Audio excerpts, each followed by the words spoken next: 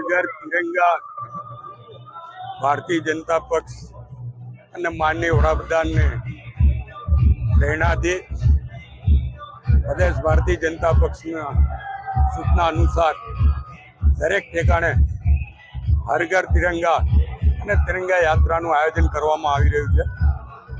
દરેક નગર, શહેર, તાલુકા, દરેક ઠેકાણે નાના નાના ગામોમાં પણ તિરંગા યાત્રાનું આયોજન કરવામાં આવ્યું છે। એના જ ભાગરૂપ આજે ડભોઈ દર્ભાવતી નગર ખાતે અને જેને કાશી તરીકે પણ ઓળખવામાં આવે એવું કાયાવરણ ખાતે તિરંગા યાત્રાના આયોજનો કરવામાં આવ્યા છે।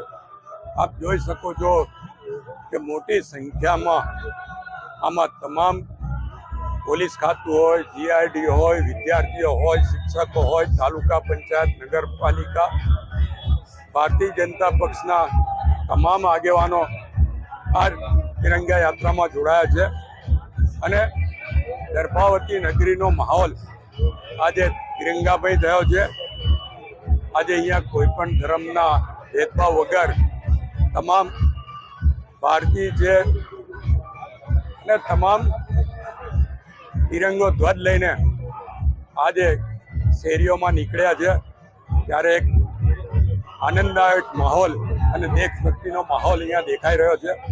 હું તમામને આવતીકાલના 15મી ઓગસ્ટ છે ત્યારે શુભેચ્છા પાઠવું છું અને આ જ રીતનો માહોલ સદાય રહે અને તમામના હૃદયમાં દેશભક્તિ સદાય જીવતી રહે એ જ અપેક્ષા રાખું।